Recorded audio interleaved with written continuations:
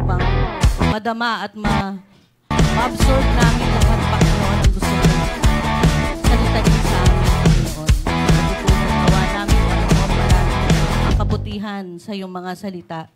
Panginoon, itinatas namin ang lahat ng papagitna sa harapan mo upang magsalita ng iyong mga biyaya, Panginoon. I-bless mo ang bawat isa, lalo na, Panginoon, ang taong gagamitin mo upang maging daluyan ng biyaya ng bawat isa, Panginoon.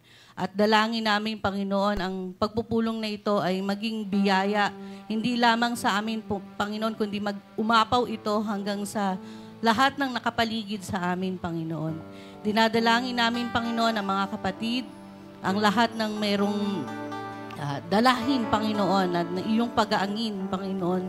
Silipin mo ang kanilang mga puso, Panginoon. Hipuin mo ang lahat ng bawat isa ay maging panatag, Panginoon, sa oras na ito at maging ang paningin lamang nila ay tumuon sa iyo, Panginoon. Maraming salamat, Ama, at patuloy ka naming papupurihan at pasasalamatan. Sa pangalan ng Panginoong Hesus, Amen.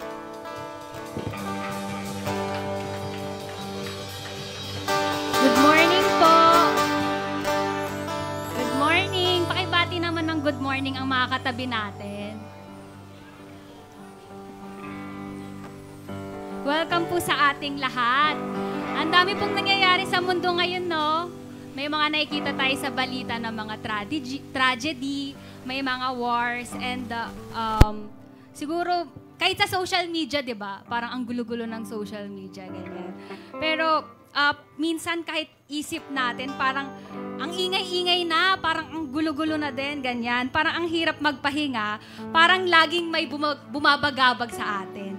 Pero ngayong oras na ito po, ngayong araw na ito, tinatawag po tayo ni Lord na magpahinga sa kanyang presensya, sa kanyang lilim, sa gitna ng ingay ng mundo, tayo ay dumepende po kay Lord.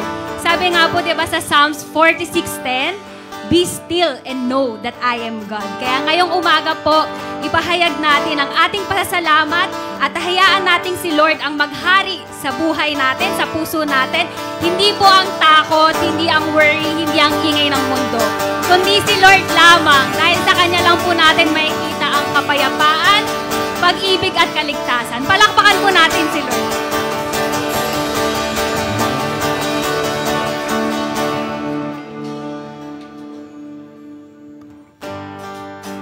Sabay-sabay po nating awitin.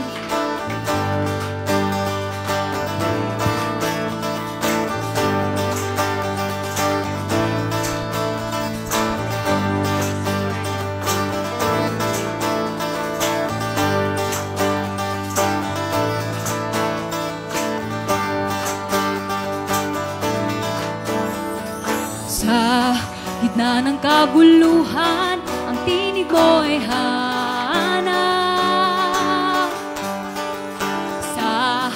templo mong banal, may bagong kagalakan. Ang tanging mananatili ay ang iyong sinabi. Sa kataas-taasan, ikaw pa rin ang hari. Dakila, dakila at kailanman di mahihigitan. Ang ngalan mo ay kaligtasan ko. Ang iyong kaharian, ang aking adhika. O Diyos, dalangin ko'y maghari ka.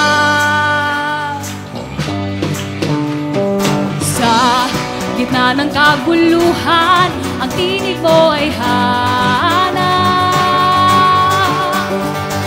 Sa templo mong banal, may bagong kagalakan. Ang tanging mananatili ay ang iyong sinabi.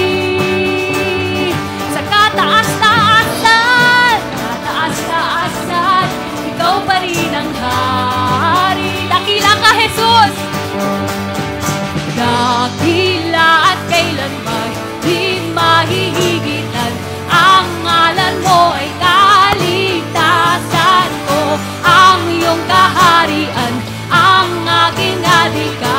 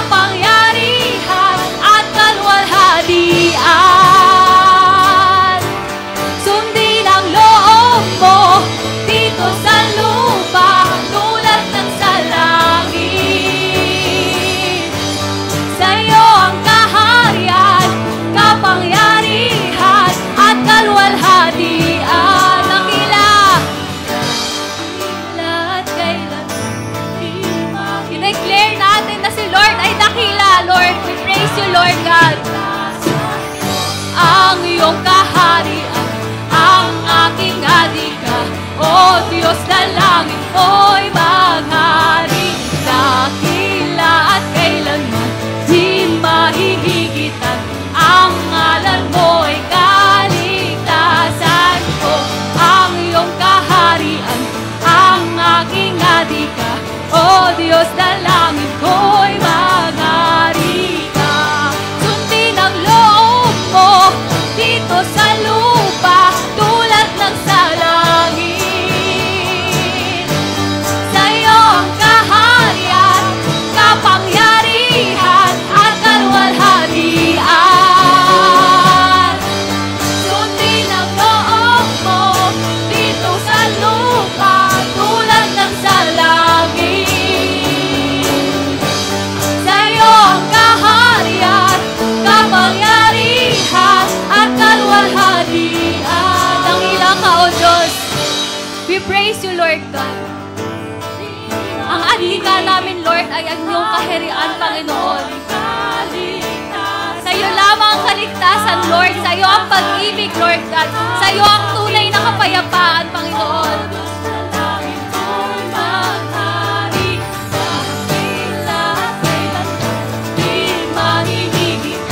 Ang ngalan mo'y kaligtasan ko, ang iyong kaharian, ang aking adhika.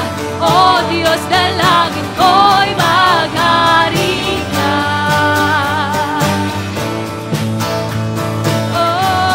Oh, maghari ka.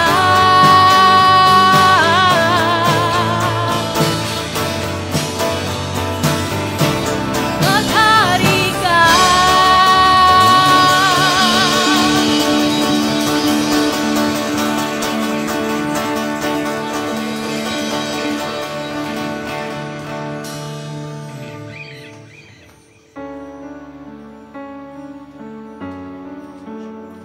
We praise you, Lord God. Sa lilim mo lamang, Panginoon, matatagpuan ang kapahingahan, Lord. In your shelter, Lord.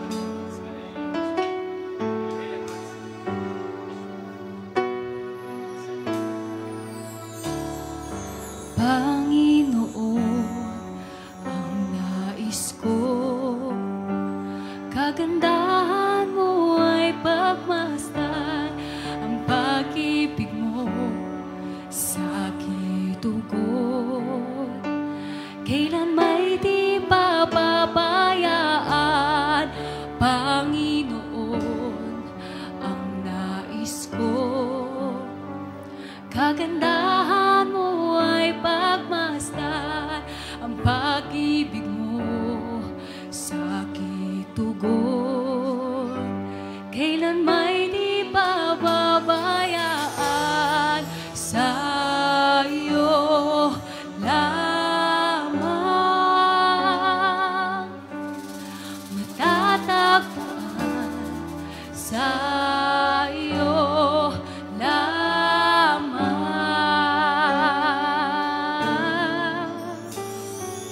mananatili sa iyo lilim at sasambahin ka sa dakong lihim.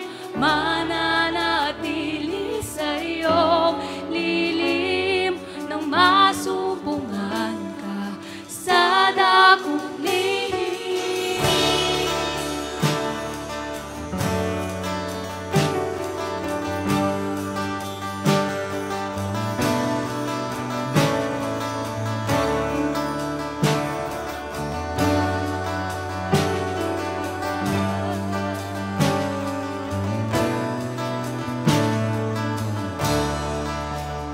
Panginoon, ang ngalan mo ay kalinga at sandigan ko, di nagbabago. Pangako mo, salita mo'y panghahawakan, sa iyo lamang. Yes, Lord, sa iyo lamang, Panginoon. Matatagpuan sa iyo lamang.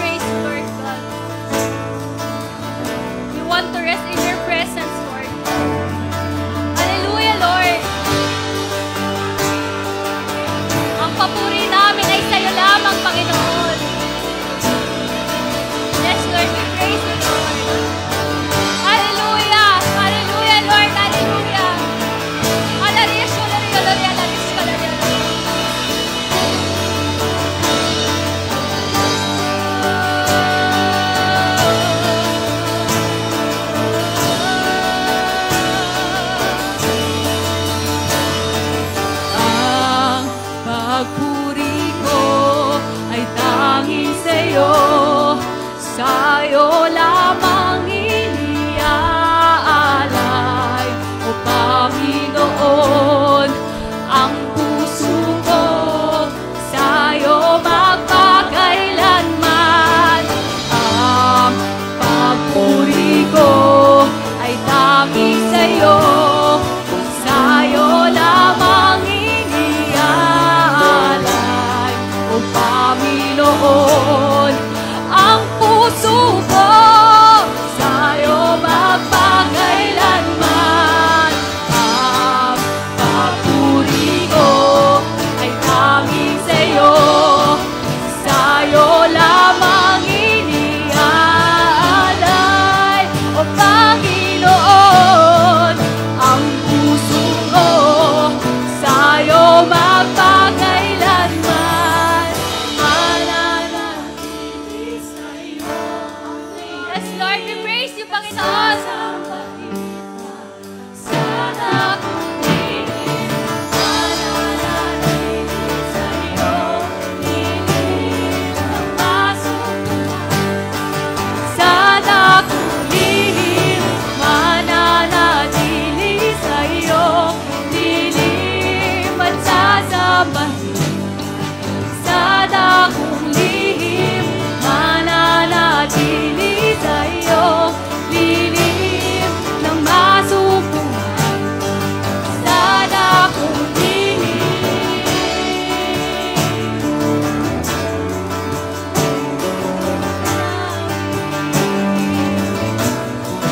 Nasamba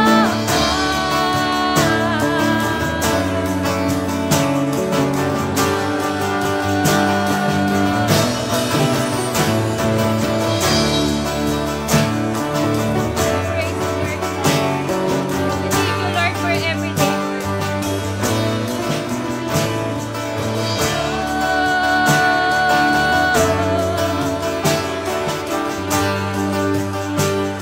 Sana kung lihim.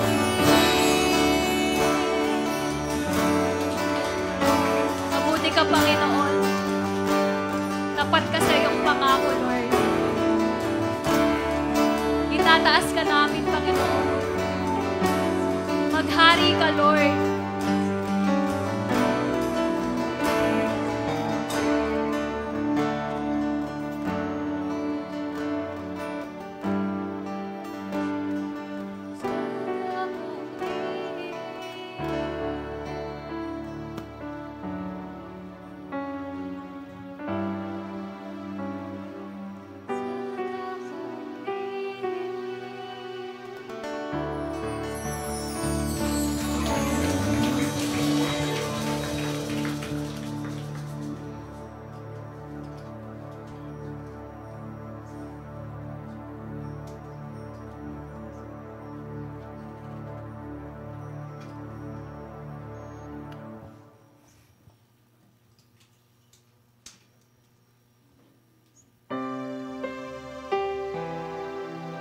We want to hear you, Lord God.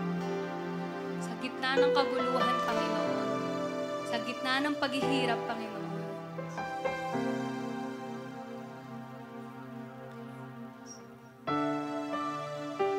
We thank you, Lord.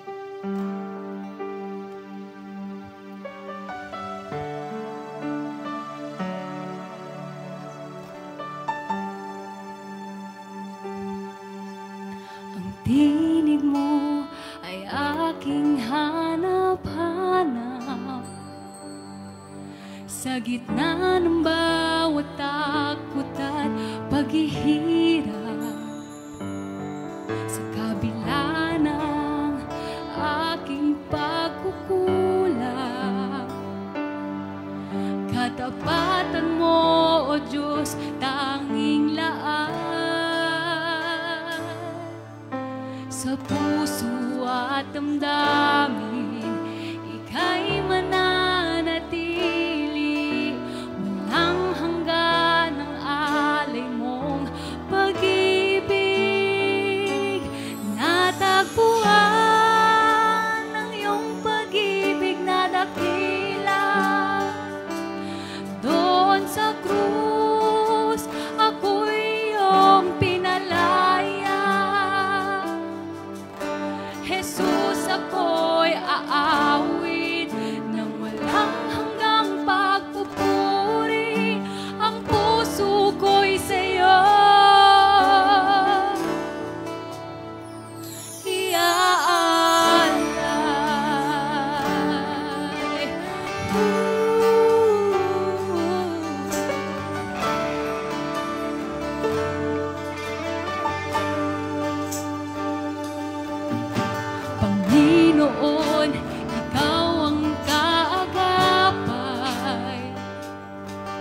kabutihan mo sa akin di nakukulang.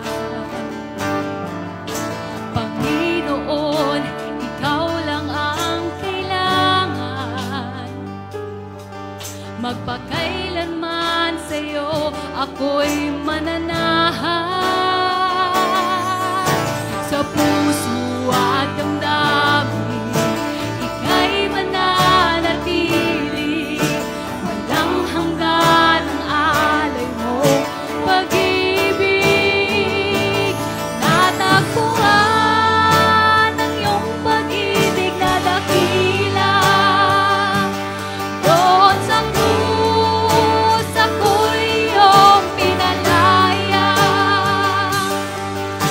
Jesus, ako'y aawit na walang hanggang pagpupuri.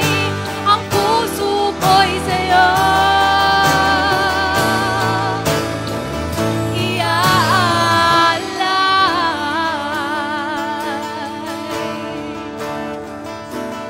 We thank you, Lord God. We only want you, Lord.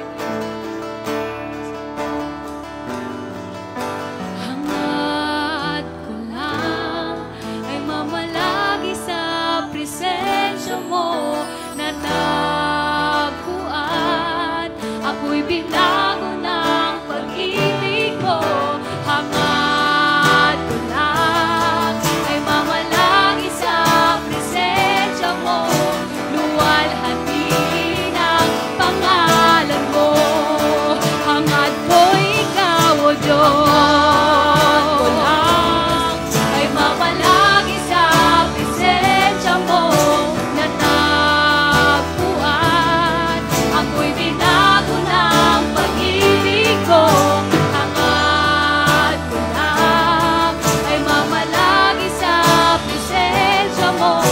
Luwalhati ng pangalan mo. Ako'y natagpuan. Natagpuan ang iyong pag-ibig na dakila. Thank you, Lord. Ako'y iyong pinalaya.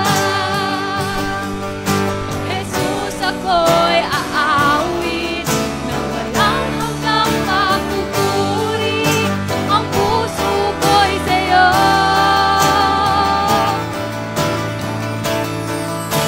Hangad ko lang ay mamalagi sa presensya mo. Natagpuan, ako'y binago ng pag-ibig mo. Hangad ko lang ay mamalagi sa presensya mo. Luwalhati ng pangalan mo. Hangad ko lang ay mamalagi sa presensya mo. Natagpuan, ako'y binago ng pag-ibig mo. Hangad ko lang ay mamalagi sa presensya mo. Luwalhati ng pangalan mo. Luwalhati ng pangalan mo. Oh Jesus, luwalhati ng pangalan mo. Luwalhati ng pangalan mo.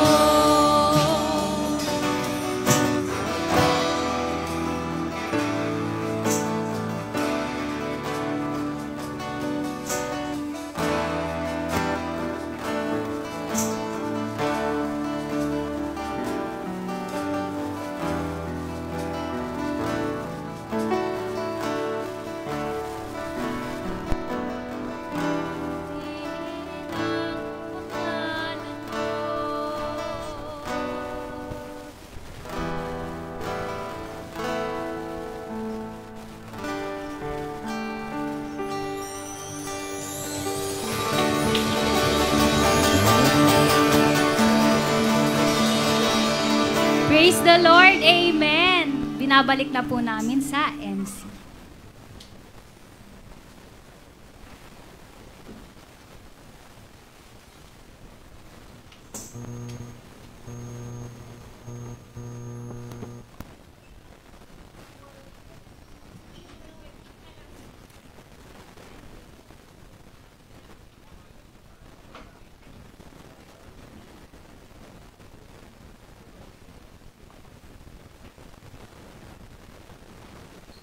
Ayun.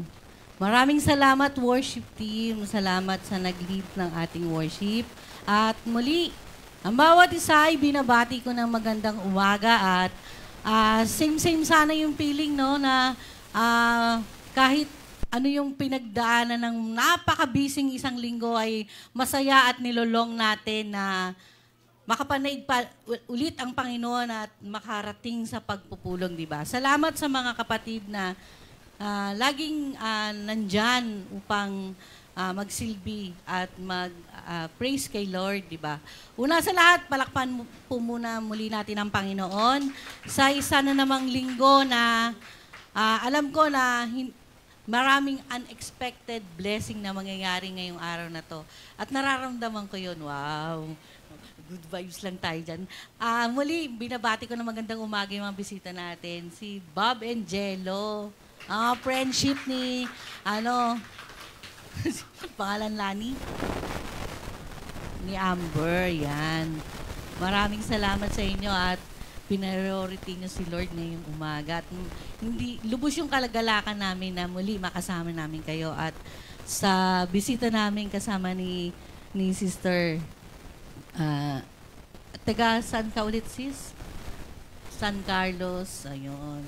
At saka yung ating mga bisita na galing Kamuning ay mukhang dito na ata sila atin, sila Brother Alan pala. Sister Maria, hello po, magandang umaga. Ayan. Talagang hindi na mapagkakaila kasi talagang dumadami na tayo eh. Parang doon na tayo, pa-extend tayo ganon. Hindi pa ganon pa ganon kasi wala na dito eh. Ayan, maraming salamat mga kapatid. Nakikita ko yung mga mukha nyo na same-same tayo masyadong maraming blessing Mamaya sa fellowship boost natin yan. At binabati ko yung mga kapatid natin sa ibang bansa na naka-live. Hello, Family Sige. Kamusta kayo dyan? Ate Meli, Kuya Sam, Tam, saka Shana. Nasa kila Ate Cherry sila ngayon. Hello, Ate Sis Che. Yan, nasa Canada po sila. Kaila Doria family po, kaila Brother Joey, Sister Feli, Cristel, kamusta kayo dyan? At sa marami pa, kung titingnan niyo yung online natin, merong mga kapatid na nakikinood dun sa live natin. At ngayong linggo, nagse-celebrate din ng anniversary ang Muson. Yun. Binabati ko ang Muson family ng happy anniversary. Tayo din magse-celebrate yan sa August. Yun, ipakilala ko po muna yung church natin. Dami ko ng kwento. Parang halatang-halatang kami po ang Christ Life Assembly at isa lang po ito sa maraming simbahan sa buong Pilipinas. At ang aming pong mission ay our vision is saving soul, transforming lives, planting churches. Our mission is, our family of churches aim to live the life of Christ through the power of the Holy Spirit and to advance the kingdom of God here and now through the communicating the gospel of Jesus Christ in words and in deeds. Yan, laging sinasapuso ng bawat isa at hindi rin kaila na meron din tayong isang tinutulungang churches, yun nga yung PAHO. Yun. At kasi may utang ako eh. Dami kong fellowship na hindi ako nag-stay sa hapon. Kaya parang lahat gusto kong ikwento dito sa harap. Anyways, mayroong isang tao na magkukwento ng kanyang love life.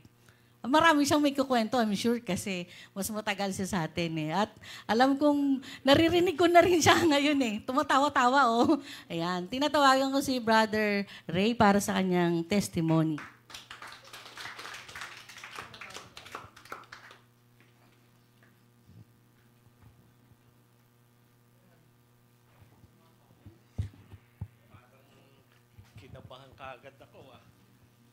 Hello mga kapatid.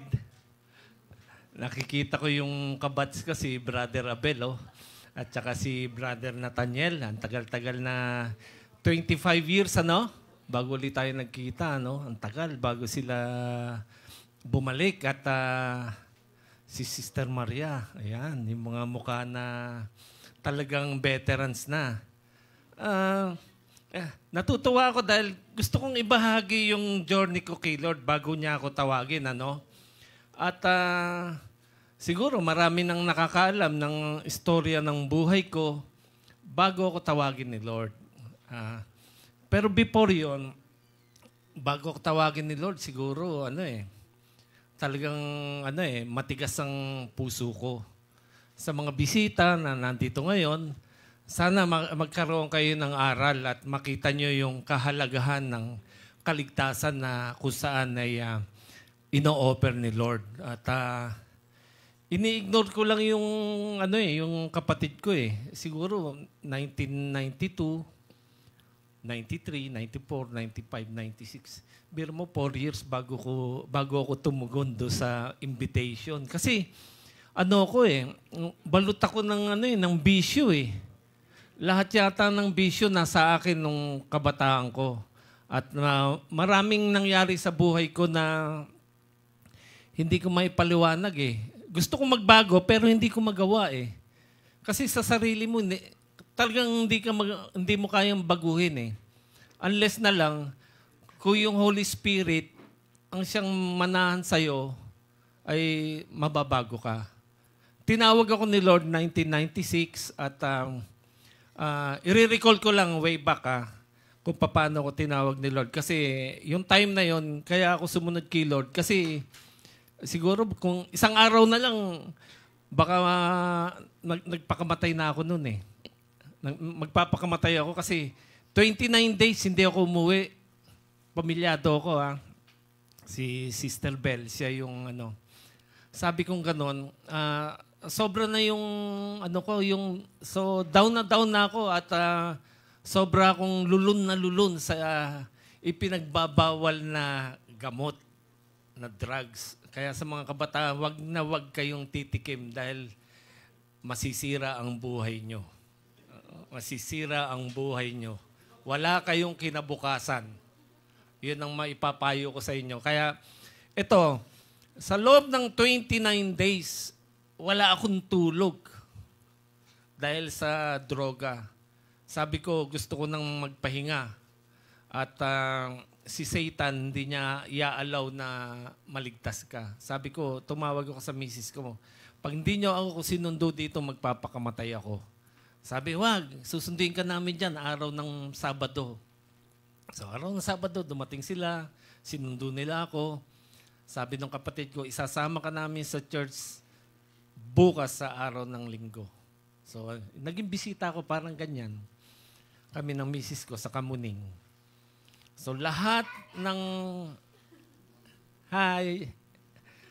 ng minimensahe ng pastor, lahat sa aking tumatama.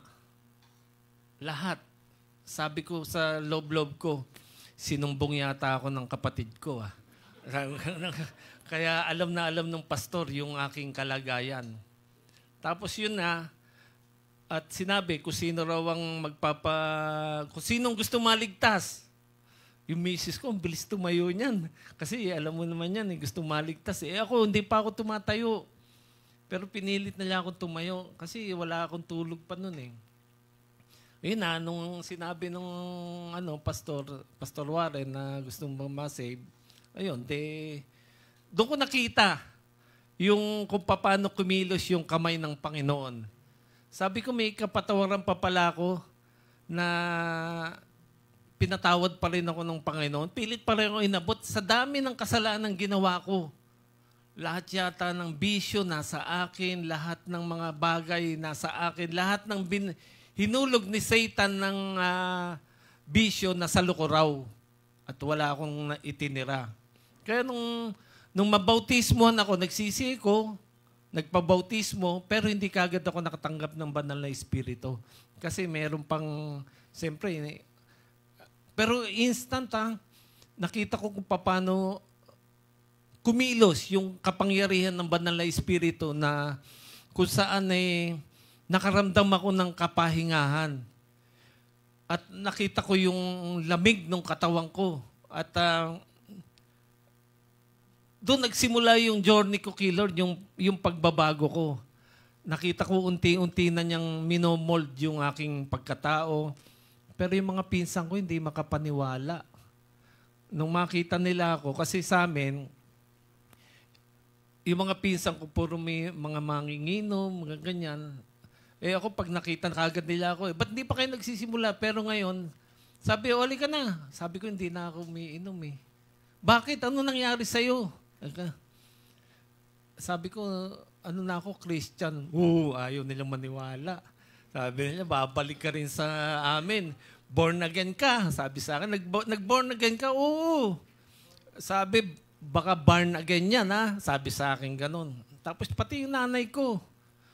Sabi ng nanay ko sa asawa ko, hiwalayin mo na yan si Ray. Hindi na magbabago yan. Yung misis ko sabi niya, hindi. Magbabago yan, Nay. Ayun, nung makita nilang nagbabago na ako, sabi ng nanay ko, doon sa mga sa mga pinsan ko, mga uncle ko, pag kami mga gathering kami, subukan nyo si Ray alukin ng alak kung iinom yan. Nakita nila, lahat ng mata nakatingin sa akin, hindi ko tinanggap yung alak. Yung mga kasi mga imported na alak, alam mo naman to sa namin.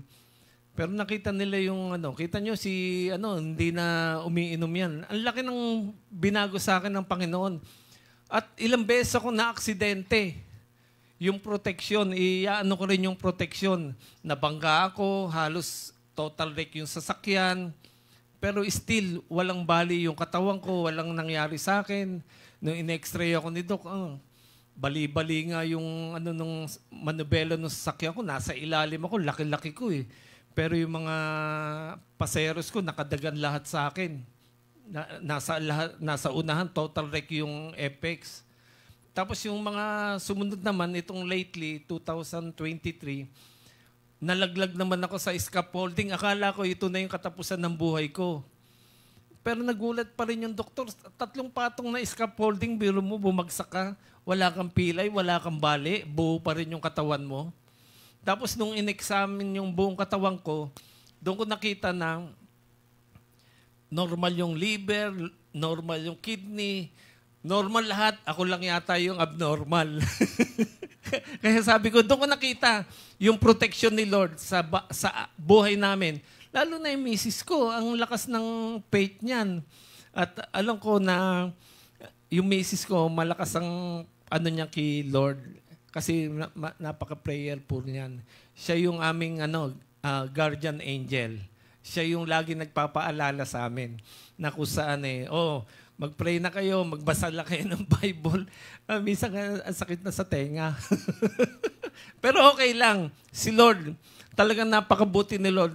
Kung di niya ako tinawag, baka 6 feet under the ground na ako.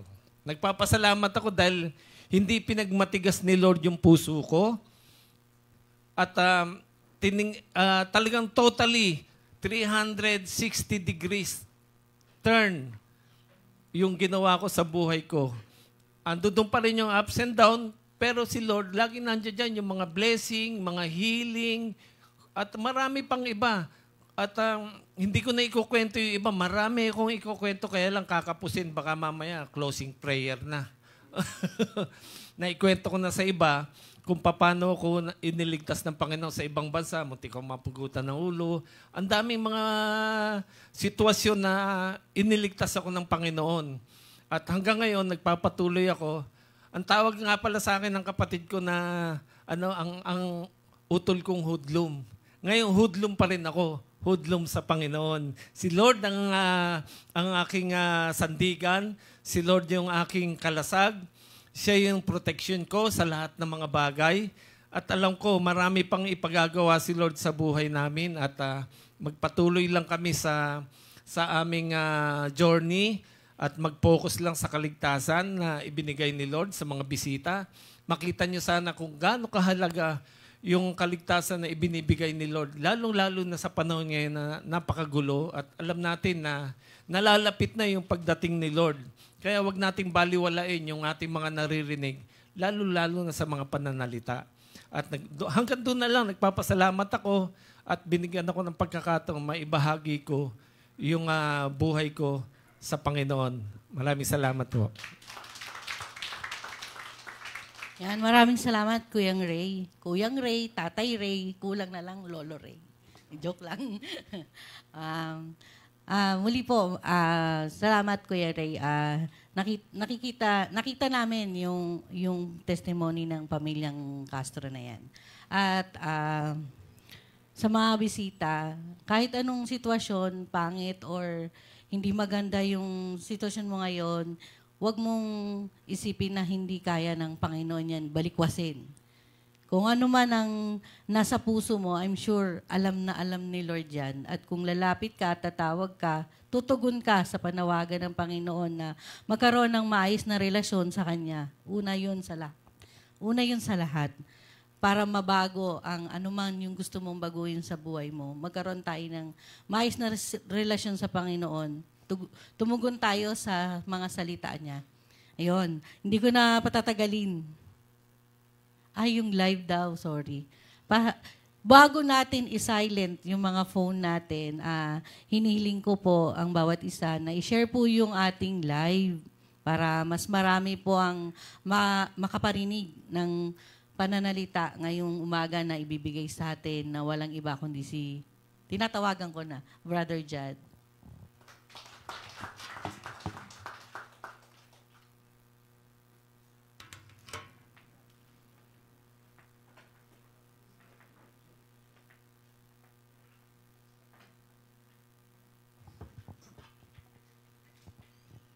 Ayun, good morning po sa ating lahat.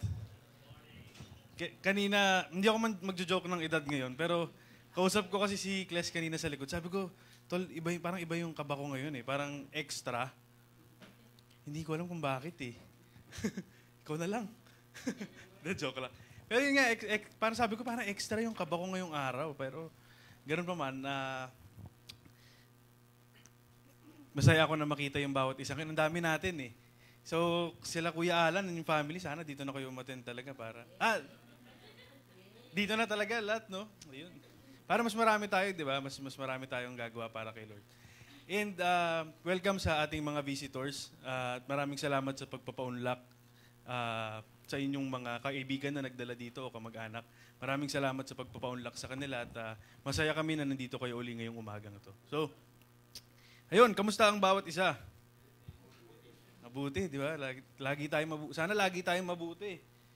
Kasi, syempre, di ba, sa mga kanya-kanya nating buhay, marami tayong pinagdadaanan, marami tayong struggle siguro, pero malaking bagay na tuwing linggo nandito tayo sa loob ng simbahan, di ba?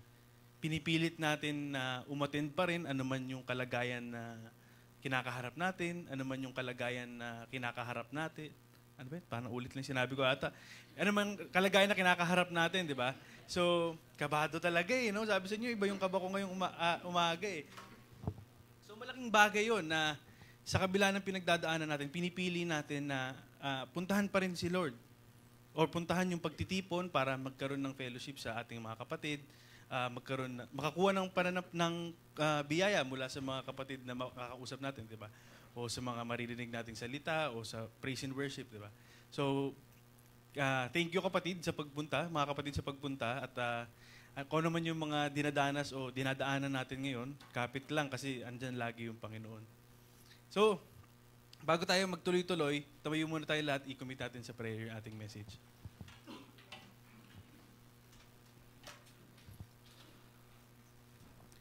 Yes, Lord, kami nagpupuri at nagpapasalamat sa umagang ibinigay mo sa amin, Panginoon. Maraming salamat sa oras na ito na binigyan mo kami ng pagkakataon para makapagtipon-tipon at pag-usapan, Panginoon, yung salita mo, Panginoon. Lord, tulungan mo kaming palagi kang alalahanin sa lahat ng bagay na aming pagdadaanan, Panginoon, maganda man o hindi. Tulungan mo kami, Panginoon, na palaging ikaw yung maitaas sa aming mga buhay, Panginoon, at alalahanin na ikaw ang nagbibigay ng lahat, ikaw, Panginoon, at ang nagbibigay ka siguro doon sa lahat ng mga bagay, Panginoon. Lord, tulungan mo kaming maintindihan yung salita ngayong umagang ito, Panginoon. Gamitin niyo po ako bilang daluyan ng iyong salita, Panginoon, at yung salita mo lamang, Panginoon, yung palaging maihayag, Panginoon, at hindi yung sarili ko lamang na kaisipan, Panginoon. Lord, umaasa kami sa iyong biyaya, Panginoon. Umaasa kami sa karunungan ay pagkakaloob mo, Panginoon, ngayong umagang ito, Panginoon. Dinadalangin namin ng lahat sa pangalan ng anak na si Jesus. Amen.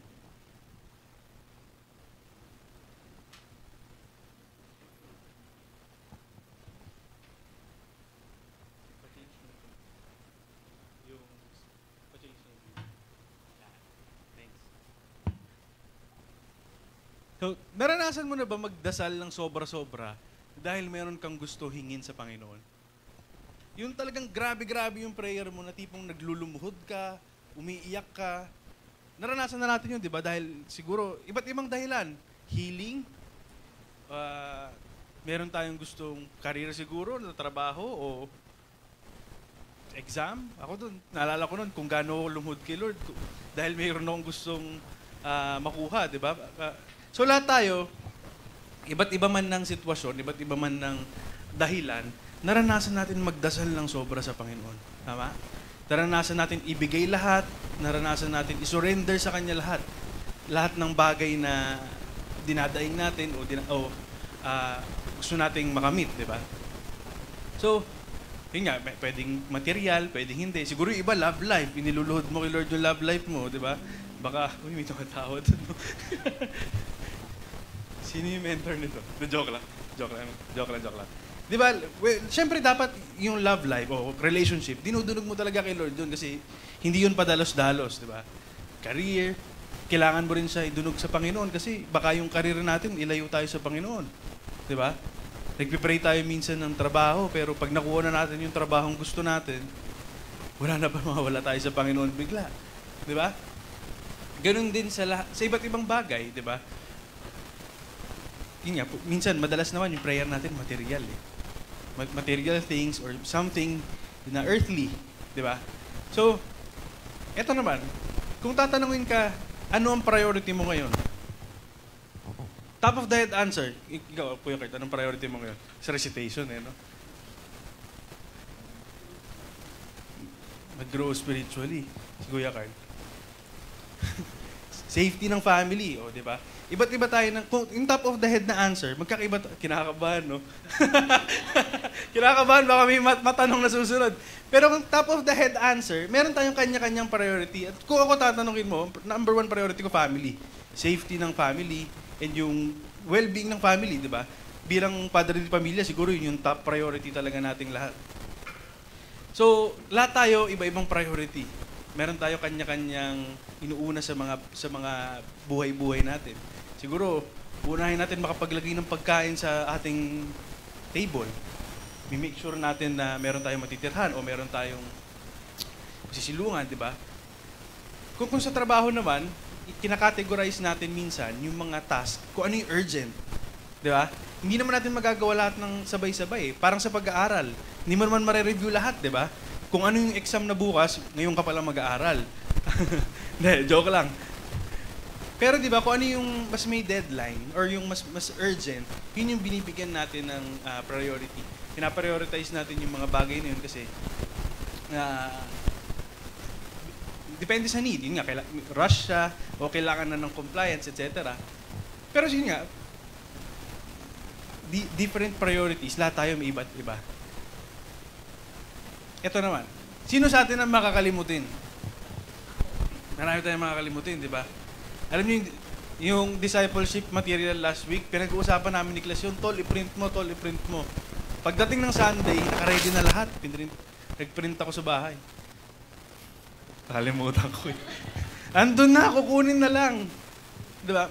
Minsan marami tayong nakakalimutan. O, siguro minsan mahirap tayo alalahanin yung mga bagay-bagay kasi minsan maraming nasa isip natin, correct? Masyadong madaming nasa isip, so hindi natin nakakategorize kung ano ba yung dapat unahin o dapat gawin. Kasi nga, sobrang dami. Di ba? So, naalala ko nung nag-aaral pa ako, yung method kasi ng pag-aaral sa amin, hindi nagdi-discuss yung prof. So, recitation siya palagi. Yung prof yung nagtatanong, tapos kami lang yung sasagot. Very rare yung prof sa amin na siya yung magdi-discuss o magtuturo. So, parang kami laging tatanungin. So, tinawag ako, Mr. Doria, ganito, ganyan. Pinarecite sa akin. 3 lang ata yung na-recite ko eh. Ang dami nun. Ang sabi sa akin, you are very forgetful, Mr. Doria. Kasi nakalimutan ko na naman yung, last recitation, ganun ulit eh. Nakalimutan ko ulit. So, di ba? Minsan may mga ganun tayong sakit or may mga ganun tayong instances na, well, hindi naman tayo perfect eh. May nakakalimutan tayo or may mga bagay na hindi natin agad-agad naaalala. Pero sa buhay nating bilang mga Christian, Sa lahat ng ginagawa natin, naaalala ba natin lagi yung Panginoon? Pag nakuha na natin yung bagay na pinag-pray na natin, naaalala pa ba natin yung Panginoon? Pag nakuha ba natin yung iniluhod natin sa Panginoon, patuloy pa rin ba tayo nagiging grateful? Nagpapatuloy pa rin ba tayo sa Kanya? Or pag nakuha na natin yun, bye. Bye, Lord. See you next problem. Ganun ba yun? Or see you sa next wish ko. Ginawa natin genie si Lord, di ba? O aray ko daw, di ba? Minsan ganun yung nangyayari. Baka may time na lahat tayo naging guilty sa ganun. So, may titingnan tayong sa Deuteronomy 8, ito yung reminder ni Moses sa mga Israelites nung panahon na to. So, yung pinaka-context niya, it's a warning against pride. Hindi natin titingnan ng buo yung chapter kasi masyado siya mahaba.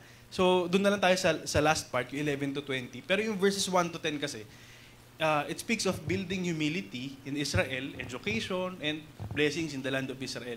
Pero yung 11 to 20, it talks about danger, warning, and penalty against pride. So, tignan natin, basahin natin yung warning ni Moses sa mga Israelita ng panahon na to.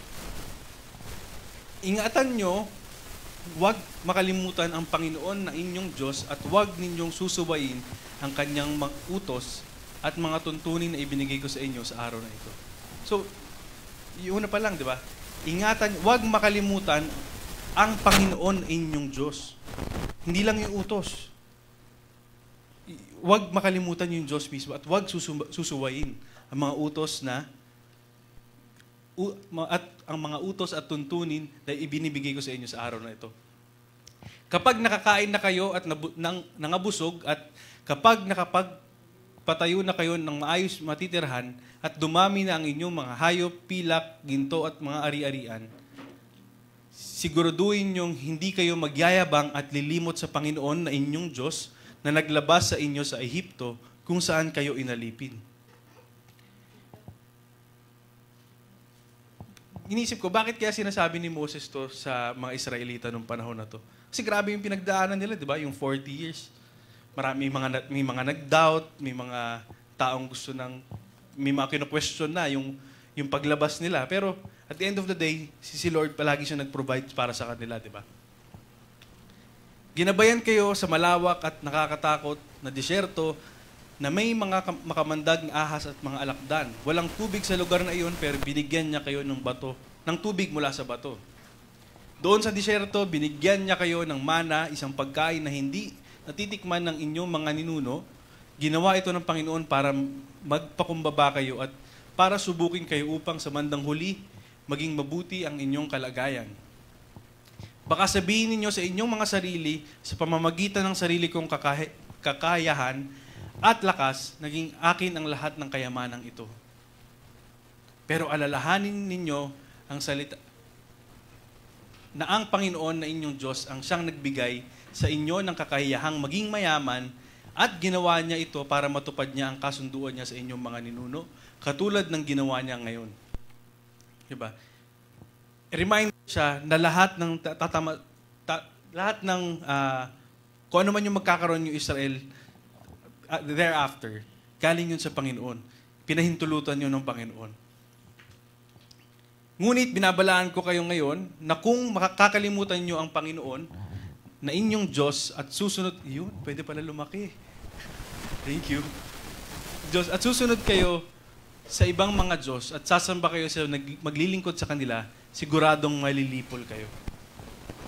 Kagaya ng pagwasak ng Panginoon sa mga bansa na sa inyong harapan, lilipulin din nila kayo kung hindi kayo susunod sa Panginoon inyong Diyos. Ang ganda nung sinabi sa kanila ni Moses, di ba? Parang pinakita kung gaano yung provision ng Panginoon na iniligtas sila mula sa pagiging alipin nila, nag-provide si Lord. Pero sa kabilang banda, nagbigay din ng warning na huwag niyong kakalimutan yung Panginoon. Huwag kayong kakalimot sa provision niya, sa biyaya niya. At ang dahilan kung bakit sila na-bless or nagkaroon ng mga possessions ay dahil sa Panginoon. Kung sakaling yayaman na sila. Siguro, na-anticipate na ni Moses nung time na to na baka sakali maging complacent sila or maging proud or i-attribute nila yung sarili nilang success sa kanilang sariling mga efforts kesa sa Panginoon. So, hindi pa man nila natatamasa yung mga yaman, may warning na sa kanila. Pero diba, yung story na yun, para din natin siyang story, in a sense na, yung prosperity, it will test our heart. In a sense na, kapag binigay na ni Lord yung hinihingi mo, ano na yung magiging attitude mo towards that kind of thing or dun sa possession na yun na hiningi mo matagal sa Kanya? May isip mo po ba na si God yung source ng lahat? Magiging grateful ka ba at susunod ka pa ba sa Kanya? Or dito nalalabas yung pride? Kasi madali siyang mangyari, di ba? Madali magkaroon ng pride pag nakuha na natin yung mga bagay na gusto natin. Pwedeng kalimutan natin yung Panginoon at sa Lord, sarili kong effort to eh. Kaya ako nandito ngayon o kaya ako may tinatamasa na ganito ngayon. Nakakalimutan natin si Lord minsan, basically. O ipanagyayabang natin yung marating natin o mga ari-arian. Nakakalimutan natin kung sino yung source ng blessing. Nangyari na ba sa inyo yun na nakalimutan nyo yung source ng blessing? Sa isang banda, di ba? Parang incriminating yung tanong eh, di ba? Pero kung titingnan natin yung mga sarili nating parang naiwaglit ko na ba na kung naman meron ako ngayon ay dahil sa Panginoon? Kung dahil healthy ba ako ngayon? Dahil ba ako nag-gym? O dahil ginagawa kong healthy ng Panginoon? Or comfortable ba yung buhay ko ngayon dahil masipag ako sa trabaho? O dahil inalaw ni Lord na magkaroon ako ng trabaho para maging comfortable yung buhay ko? Di ba? Minsan nakakalimutan natin yung mga ganung bagay kasi na-attribute natin yun sa sarili nating effort. Ako personally, nung gumagawa ko na to, naisip ko yun eh, na parang, baka masyado ako nagiging mahilig sa material na mga bagay. O baka masyado akong nahihilig sa mga bagay na temporary to the point na nakakalimutan ko rin na lahat to galing kay Lord. Maganda ma-remind, maganda mapaalalahanan na lahat ng meron tayo ay galing sa Panginoon.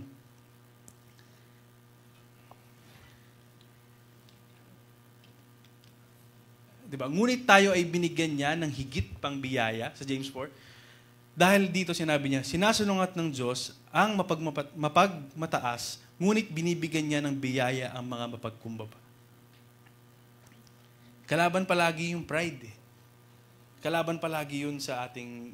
Hindi tayo makakasunod sa Panginoon kung tayo ay ma-pride.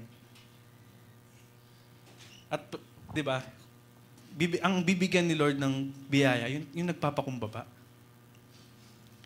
Kasi kung pagmamataasan natin yung Panginoon, hindi ka ba natatakot? Magmamataas ka sa Panginoon. Magmamataas tayo sa Panginoon dahil lang, ito na yung estado ko ngayon eh. Di ba? Minsan ganun yung thinking ng mga tao. Or minsan ganun yung thinking ng marami at nakakalimutan nila si Lord. Sa Philippians 4, ngunit ang aking Diyos ang magpupuno sa inyo ng inyong pangangailangan ayon sa kanyang kayamanan, sa kaluwalhatian kay Kristo Jesus. Diba? The verse encourages reliance on God rather than self-sufficiency. Never tayo magiging self-sufficient eh. Never mangyari na tayo self-sufficient. Kasi whatever parang state o ng buhay na meron tayo, lahat yung galing kay Lord. Remember God in both prosperity and in need. So, di ba may panahon na grabe yung panalangin natin. Yung time na tayo nangangailangan, binigay ni Lord sa atin, di ba? Inasa natin lahat sa Kanya. Pero nung nakuha natin yung pinagdadasal natin, agaran din natin kinalimutan minsan si Lord. Nung nakuha na natin yung... naranasan nyo na ba yung, Lord, pag binigay mo sa akin to, magiging ganito na ako all throughout. Yung parang nakikipagpustahan o nakikipag-deal na pag binigyan mo ako ng 10K, mag-walk na ako ng maayos palagi. Mababa yung 10K o 1 million. Lord, pag nakapulot ako 1 million, magbuwalk ako ng maayos. Bibigay ko yung 10% agad, o 20 pa. Baka ganun, di ba? Minsan nakikipag-deal tayo kay Lord ng ganun eh. O baka ganun yung prayer natin eh. Na para bang kailangan ni Lord ng material na bagay. Di ba? Yun daw, may magtatayo ng simbahan. Pag binigyan ng 1 million, magtatayo agad ng simbahan. So pag si Junel lagi milyonaryo, sisingilin natin. Hihingi tayo ng... Ikaw gagawa to, la? Hindi, joke lang. Di ba? Pag nangangailangan tayo minsan ganun, to the point na hindi pa nga natin alam kung kaya natin ibigay, sinisigurado na natin. Kilala niyo itong mga taong to? Yan, itong mga to. Yung isa, hindi niyo sila kilala. Kulang kayo sa Facebook. Mag-Facebook pa kayo na mag-Facebook para makilala niyo sila. Sino nakakilala sa kanila? Di ba? Itong isa, siya yung owner nung Kangkong Chips. Di ba? Siya yung, wag na daw, diskarte over diploma. 16 years old, no? 16 ako. Saan ba ako? Ito naman isa, parang siya yung business coach. Di ba? Itong si, ano ba to? Boss RDR ba pangalan to? Parang business coach to, di ba? Yung mga grupo siya, parang tinutulungan niya yung mga tao na magpayaman. Isa naman si Tito Mikey. Actually, si Tito Mikey, dati idol ko to eh. Wala lang, kasi parang ang galing niya mag-vlog eh, di ba? Saka parang, etc. Kaya lang, sila yung mga taong parang pinopromote nila puro pera. Ginagawa nila mukhang pera lahat ng tao. Para bang sa pera lang lahat iikot. Yung isa pinopromote niya, maging alipin ng salapi, trabaho lang ng trabaho. Di ba, term natin yun, di ba? Oh, alipin ka na naman ng salapi ngayon ah. Yung mga OT ng OT na... Buti kung may bayad, eh. Paano kung wala?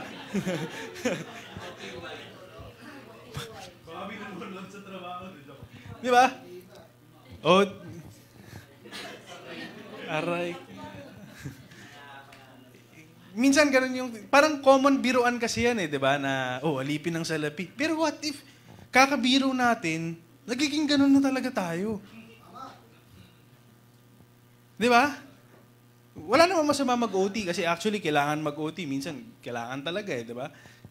Nagde-demand yung work ng ganun or pag may mga, extra income yun eh. Di ba? Pero itong mga taong to, ilan lang sila. Actually, madami pa. Mag-Facebook kayo na mag-Facebook, maraming ganito. So parang in-encourage nila yung mga tao na syempre, di ba, na ito yung dapat mong gawin, dapat marami kang source of income. Tapos, basta puro pera. Puro tungkol sa success, puro material things. Actually, wala namang masama dun eh. Sa material things in general. Pero kung isa kang Christian at dun ka lang nakafocus, dun siya nagiging mali.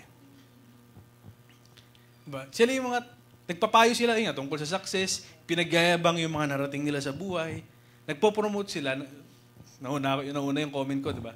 So, diba, what if nga, maging totoo na yun, maging alipin tayo ng salapi talaga. Naisip ba natin minsan yun? What if magkatotoo yun?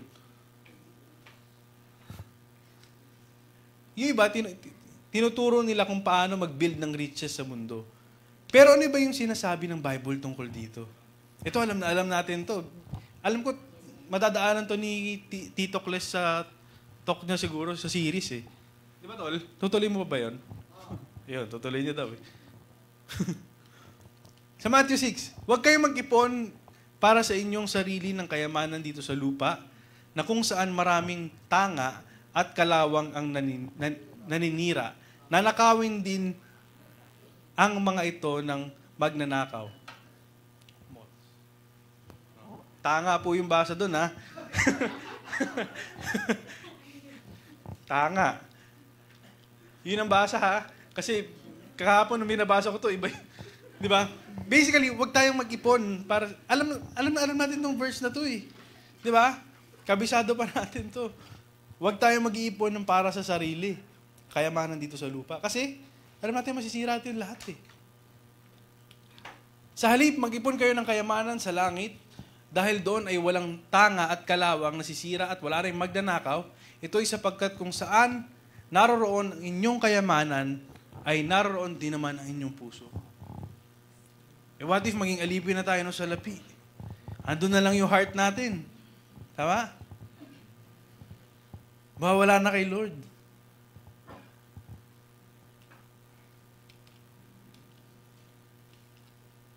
Ang mata ang ilawan ng katawan, kaya nga kapag malinaw ang iyong mata, mapupuno ng liwanag ang iyong buong katawan. Ngunit kapag masama ang iyong mata, mapupuno din ng dilim ang inyong buong katawan.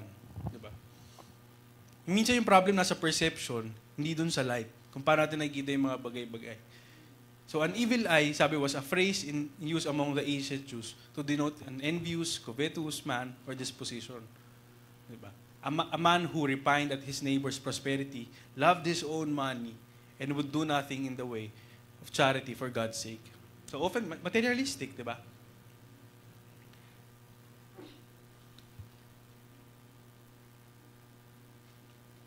Pero sabi ni Jesus, walang taong makapaglilingkod sa dalawang Panginoon, sapagkat maaaring kaapotan niya ang isa at ibigin ang ikalawa, maaaring maging tapat siya sa isa at pawalang halaga ang ikalawa. Hindi kayo makapaglilingkod sa Diyos at sa kayamanan. Palagi natin naririnig yun di ba? Pero magandang ma-remind na never talaga siyang mangyayari. Kung yung puso natin nasa riches ng mundo, obviously, maaring kapuotan natin at ipawalang halaga natin ang Panginoon. Kung nakafocus ka lang ba sa riches ng mundo, ilulook forward mo pa ba yung eternal life? Hindi na kasi sisipin mo, masaya ka na dito Ayaw mo na dito sa earth. Ayaw mo na dito kasi, gusto mo dito ka na lang kasi meron ka na ng lahat Pero don't get me wrong, wala naman sinabi ng Panginoon na bawal magkaroon ng possessions. In fact, lahat ng ginawa ng Diyos ay magpabuti, di ba? Nagiging sobra lang siya or nagiging mali lang siya kapag yun yung ginawa nating Diyos. At doon na tayo naglilingkod. Nabubuhay ka na lang para sa pera. Nabubuhay ka na lang para sa kikitain. Hindi ka na nabubuhay para sa Panginoon. Worse, aalis ka sa Panginoon.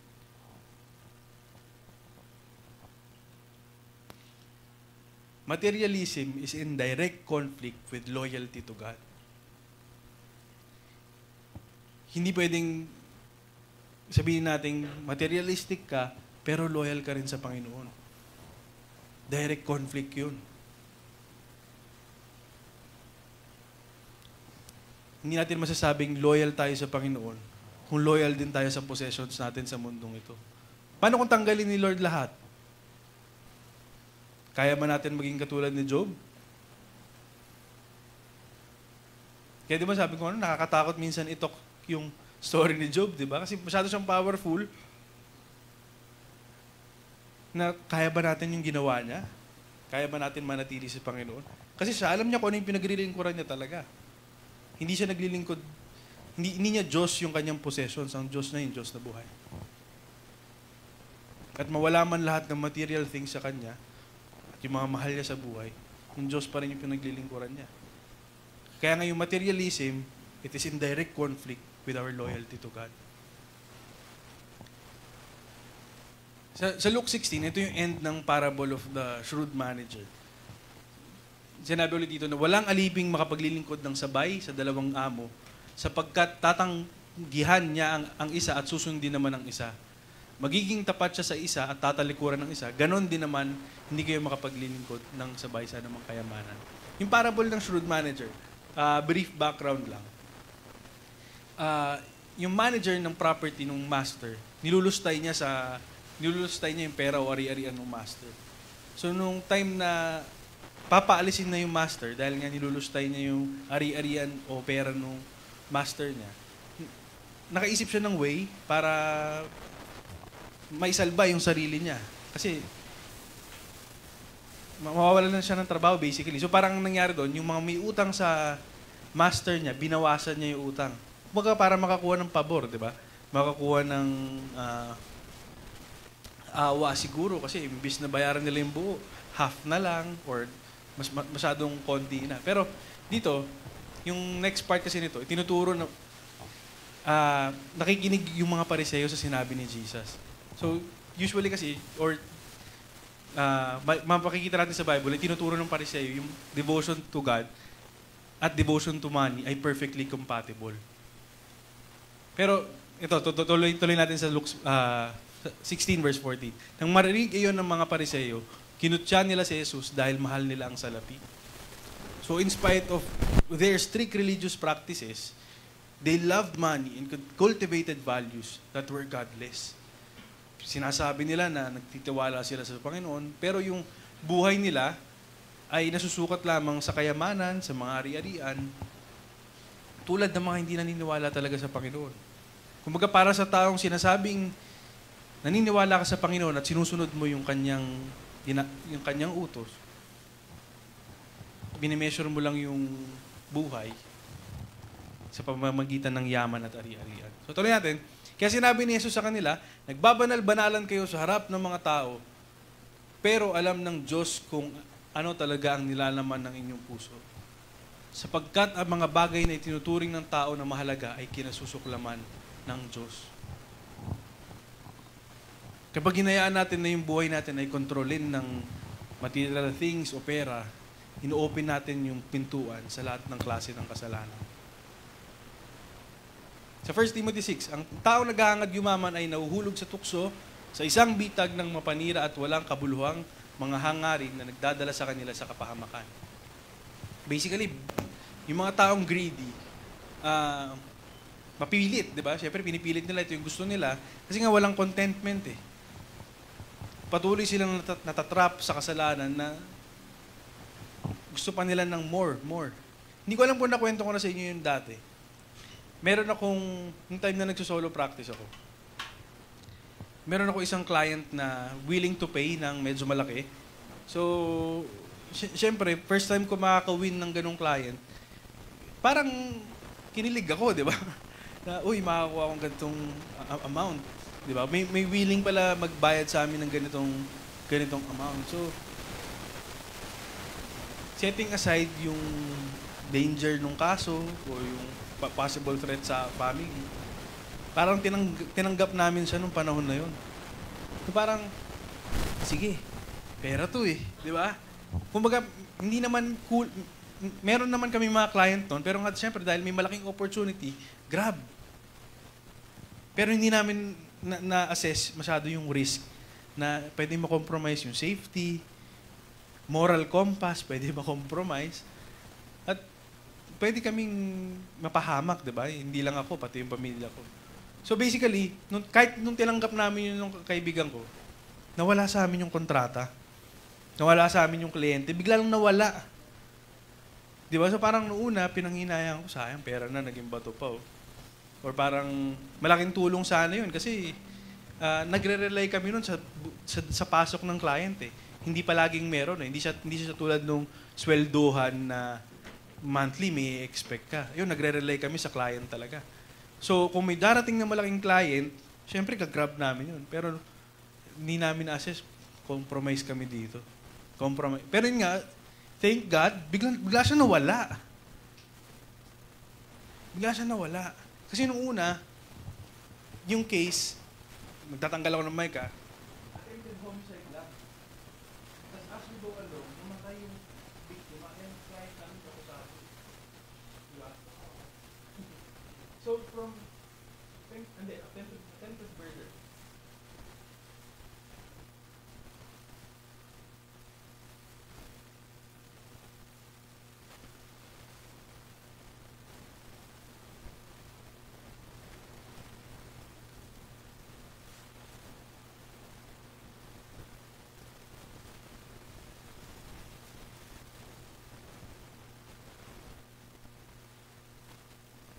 Si Lord yung gagawa ng paraan para alisin ka doon. Kasi minsan blindsided tayo ng ambition natin eh. Blindsided tayo ng mga bagay na, basically material things nga eh. Kasi kung material things wise, okay. Pero bubulagin tayo nun eh. Bubulagin tayo ng mga ganung bagay. At yun nga, pwede ka makompromise morally. Tama pa ba yung ginagawa ko sa trabaho? Baka hindi na. Baka lahat ginagawa ko na nga lang para sa pera. Di ba? Doon ko na-realize unti-unti nung nawala siya, Lord, thank you, kinuha mo sa amin to. Nawala tong kasong to. Kasi, doon ako kinabahan eh. Parang doon ako nakaramdam ng kakaiba. So, ayun, di ba?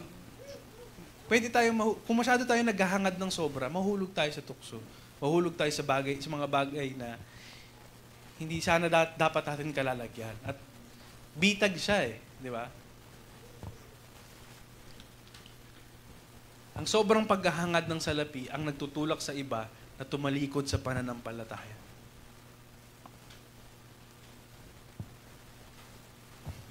Sobrang paghahangad. Wala namang masama magkaroon eh. Kaya nga tayo nagtatrabaho eh. Di ba? Kaya nga natin ginagawa yung best efforts natin para, di ba, para kumita tayo, makapag-provide. Pero kung sobra-sobra, kilala nyo ba yung sa Facebook, yung nag-a-advise ng illegal? Pero joke-joke lang ah. Sino nga yun? Ichi-san ba yun? Yung, hindi ka makakaangat sa buhay kung wala kang tatapakan. Yung ganun yung sinasabi niya. Narinig ako ng asawa ko, pinapanood ko yun. Sabi, anong pinapanood mo? Ay, hindi pa. Kulang ka pa rin sa Facebook. joke lang. Basta ganun yung, biro lang yun ha. Biro lang yun nung, biro lang yun. Pero di ba, paano ko maniwala na iba? Kasi papaulit-ulit yung sinasabi yun. Siguro kailangan ko nga mag-illegal. Kasi sabi lang, yaman ka lang, di ba? I mean, yun yung kalagayan ng mundo natin ngayon. Lahat ng tao. Kasi nasa generation tayo ngayon na siguro mas wise na yung mga tao sa mga ginagawa. At mas wise in a sense na mas ginugusto nilang maging financially stable. So build. Kaya nga yung iba nawawala na sa church eh. Diba? Kaya yung iba nawawala na sa church kasi dun sila napunta. Nakalimutan na nila si Lord dahil sa kung ano mang tinamasa nila. Posisyon, malaking sweldo, baka makalimutan natin si Lord sa ganun. Pag binigyan ba tayo ng mataas na posisyon na yung decision making ay masyadong mabigat, hihingi ba tayo ng tulong sa Panginoon o nakabase na lang tayo kung saan-saan? O, di ba? Yun yung madalas na nangyayari, basically. Yun yung minsang cost ng pagiging sobrang ambitious or sobrang paghahangad ng sobra-sobra. Ang nawawala yung oras natin sa Panginoon. Kasi magsisimula yun sa hindi pag-attend eh. Magsisimula yun sa, hindi ako maka-attend ngayon kasi may trabaho ko eh. Unless yung iba, don't get me wrong, hindi lahat ng may schedule ng Sunday mali. Yung minsan, kunwari na lang may trabaho ka kahit wala naman. Para naging rason mo na lang siya na para hindi umattend.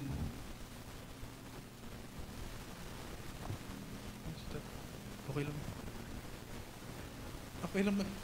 Okay lang? Hindi, kinabahan ako baka... Okay lang po kayo?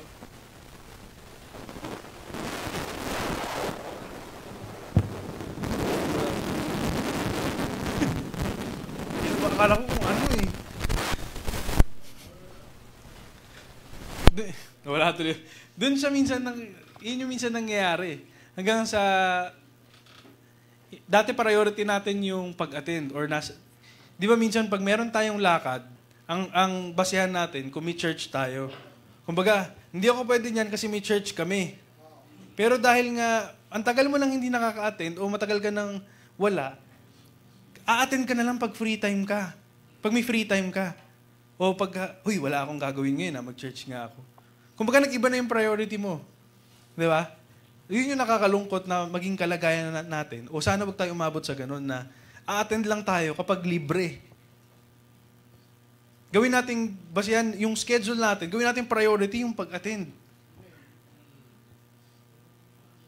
Kasi di ba, yung kung ano nga meron ka, hiniling mo sa Panginoon eh. Tapos, sasabihin mo ngayon, meron kasi akong ganito, kaya hindi ako makaka-attend eh. Di ba kay Lord din galing kung ano yung meron ka? Anong ginagawa natin ngayon?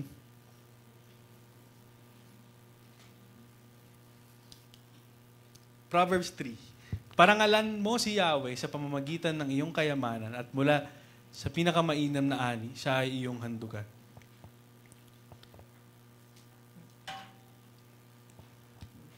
Parangalan. Napaparangalan ba natin si Lord dahil sa ating mga hari-harian? Nag-give back ba tayo sa Kanya? Di ba?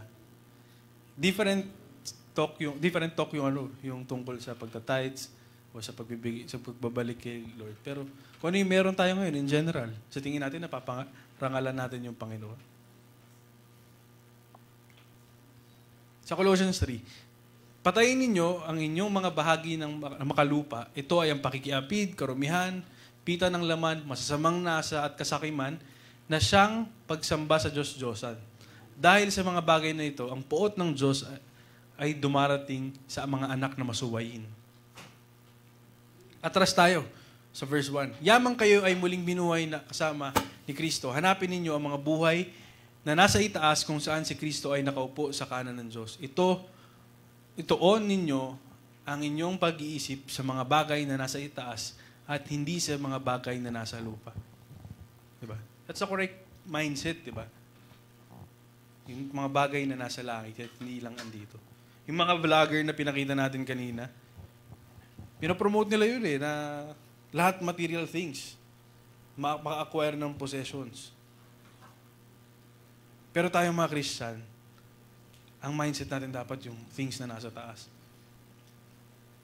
Ito'y sapagkat namatay na kayo at ang buhay ninyo ay natatagong kasama ni Kristo sa Diyos. Kapag si Kristo na ang ating buhay ay mahahayag kasama. Kapag si Kristo na ating buhay ay mahahayag, kasama rin naman niya kayong mahahayag sa kaluwalhatian. Diba? Hayaan natin si Kristo yung mahahayag sa ating mga buhay. Hindi yung personal achievements, hindi yung possessions, hindi yung kayamanan. Si Jesus dapat yung mahahayag. Sa 1 John 2, huwag ninyong ibigin ang sanlibutan, maging ang mga bagay na nasa sanlibutan. Kung ang sino man ay umiibig sa sanlibutan, wala na sa kanya ang pag-ibig ng Ama. Basic, siya, di ba? Parang reminder sa ating lahat na huwag natin ibigin yung sanlibutan. Doon kasi yun kasi yung tinuturo ng mga tao ngayon eh. Ibigin natin ang ibigin yung mga earthly things, di ba? Ito ay sapagkat ang lahat na nasa sanlibutan, ito ay sapagkat ang lahat ng nasa sanlibutan, ang masasamang pagnanasa ng laman, ang masasamang pagnanasa ng mga mata at ang kapalaluan ng buhay, ang mga ito ay hindi mula sa Ama, kundi sa sanlibutan. So obviously, kung ang master mo sa mundong ito ay ang possessions or earthly things, wala tayo sa Panginoon o wala ka sa Panginoon. Huwag natin talikuran o ipagpalit ang Panginoon sa kayamanan ng mundo o sa mga bagay na temporal lamang. Alalahanin natin siya ang nagsiisang source ng mga biyayang ating tinatamasa. Hindi sinabi ng Panginoon na masama magkaroon ng possession sa mundong ito. Ito ay nagiging mali kung kakalimutan na natin ng Panginoon na siyang nagbibigay ng lahat. Kaya huwag natin kalimutan ang lahat ng kabutihan at biyaya ng Panginoon sa ating buhay. Lagi natin siyang pasalamatan, parangalan at ituring na pinakamahalaga sa lahat. Kung hindi mo priority si Lord ngayon, i-prioritize mo siya. Kung hindi mo priority na umatin ng pagtitipon ngayon, i-prioritize mo siya. Walang masama kung ipaprioritize mo ang Panginoon. Hindi ka mawawalan. Hindi ka tatalikuran ng Panginoon. Wag sana nating hayaan na mabago ng mundo yung ating priority. Pwede natin i-prioritize yung ating mga pamilya, pwede natin i-prioritize yung mga ibang bagay. Pero dapat number 1 doon si Lord. Kasi siya yung source ng lahat. Siya yung source ng lahat ng meron tayo o magkakaroon tayo. Yung Panginoon yung source ng lahat. Kaya wag natin siyang kakalimutan. Simulan natin sa palaging pag-attend ng pagtitipon. Kasi pag doon nawala na, tulad nga ng sinabi natin, baka wala na siya sa schedule mo, sisingit mo na lang. Pag pinalo up ka, kailan ka ulit attend? Wait, let me check my schedule.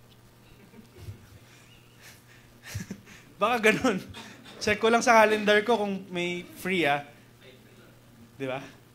Sana hindi tayo umabot sa ganun. Kasi dapat, yung Sunday mo, yung calendar mo ng linggo, excited ka dapat lagi umatid ng pagtitipon. Kasi pag hindi na, i-refresh natin or remind natin yung sarili natin.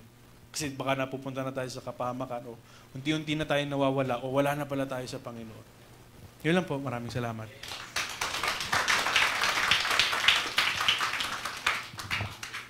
Ayun. Salamat, Brother Jad.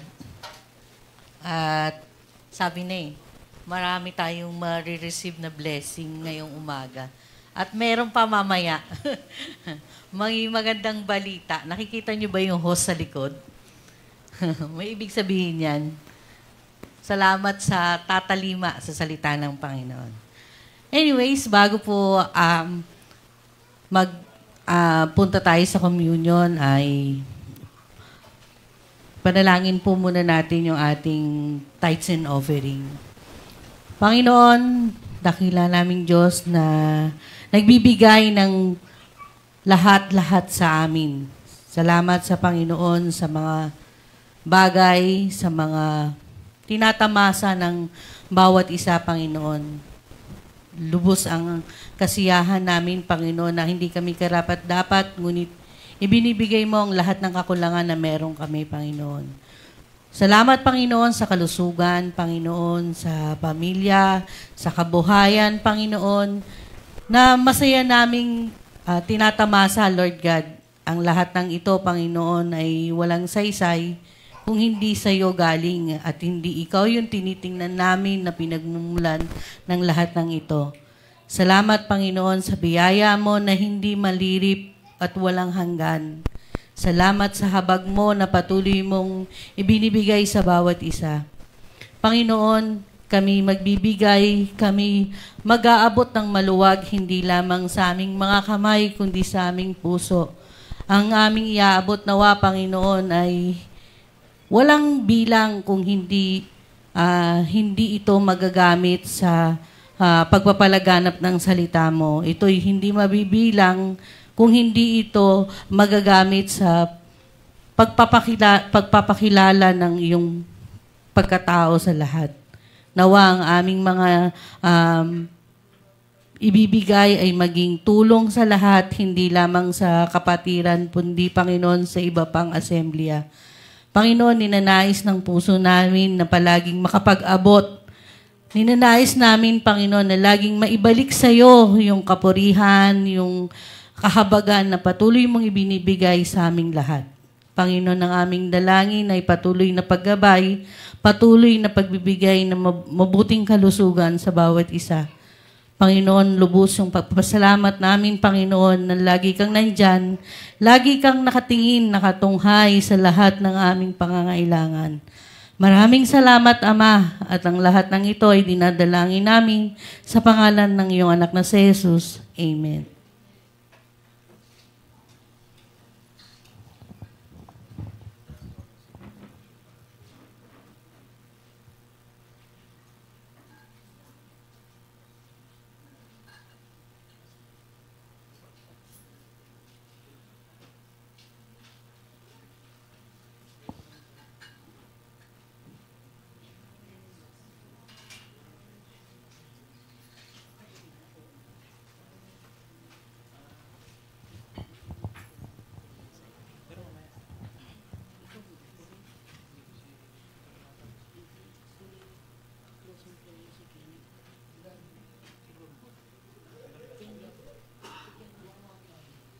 Wait lang. Tapos isa ko like. Mag-announce lang ako. May announcement lang po. Kung nakikita nyo sa GC, wala na po kasi si Kuya Lito. Namatay po siya nung June 24. Nakaburol po siya dyan ngayon. So, magkaroon po sana tayo ng second collection para sa kanya, para makatulong kahit papano sa expenses ng pamilya niya. Tapos yung mga gusto pumunta mamaya, magkakaroon ng eulogy doon po sa kanila. So, sila Kuya Kles, pupunta po sila doon. Magkasalita ka ba doon, Tol? Oo. Tapos, tadalin yung instruments at para, di ba, para hindi drums. So ayun, magkaroon tayo ng second collection para kay Kuya Lito.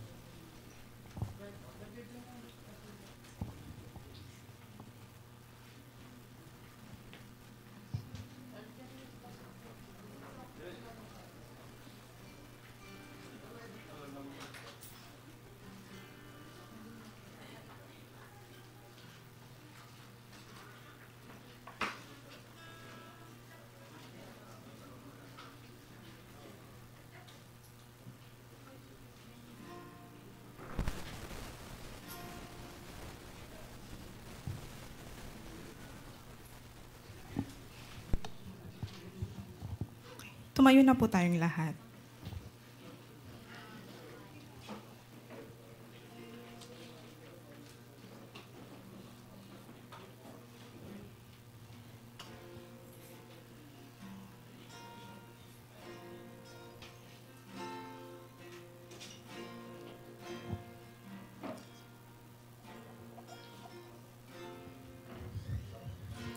I'm forgiven because you were forsaken, and I'm accepted. You were condemned, and I'm alive and well. Your spirit is within me because you died and rose again. I'm forgiven because you were forsaken, and I'm accepted. You were condemned, and I'm alive and well. Your spirit is within me because you died and rose again. Amazing love, how can it be that you, my King, would die for me? Amazing love, I know it's true. It's my joy to honor you in all I do. I honor you.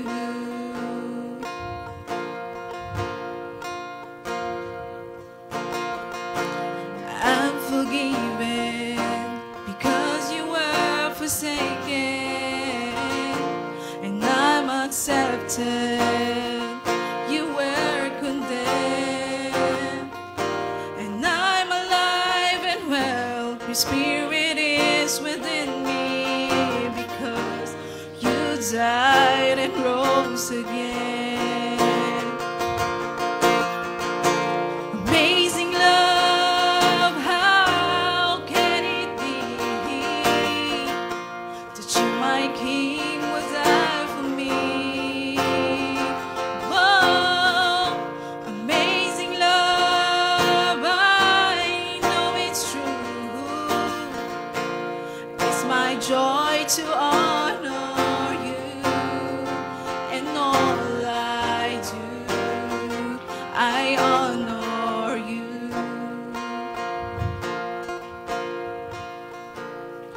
Jesus, you are my King. Jesus, you are my King. Jesus, you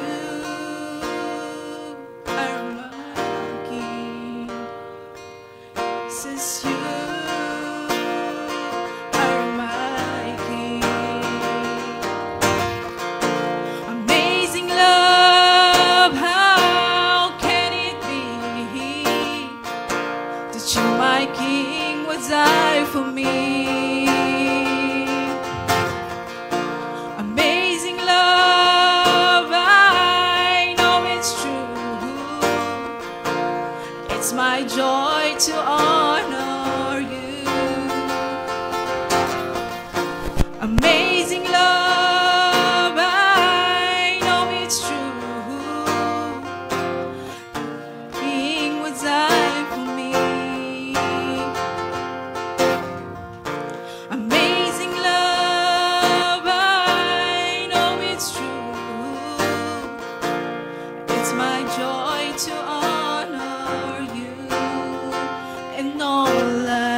do, I honor you.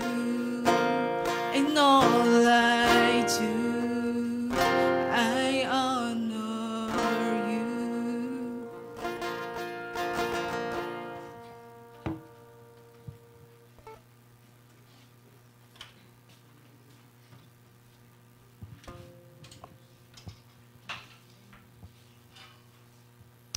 Yon. So maganda po yung yung napakinggan nating araw na palagi nating unahin si Lord sa buhay natin, sa anumang ginagawa natin kasi yung time na ipapako na si Jesus Christ, tayo yung inuna niya, di ba? Tayo yung priority niya, hindi yung sa sarili niya kasi nung time na yun, nahirapan din naman siya, pero hindi niya inisip yung sarili niya, yung kapakanan niya. Tayo yung inisip niya, yung kaligtasan natin. So, basahin po natin yung sa 1 Corinthians.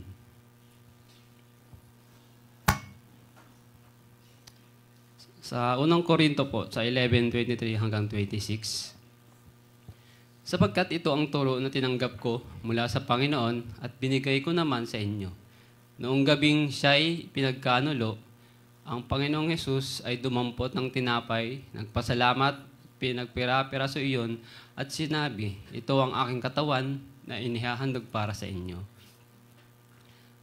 Matapos maghapunan, dumampot din siya ng kopa at sinabi, ang kopang ito ang bagong tipan na pinagtitibay ng aking dugo. Tuwing iinumin ninyo ito, gawin ninyo bilang pag-alaala sa akin.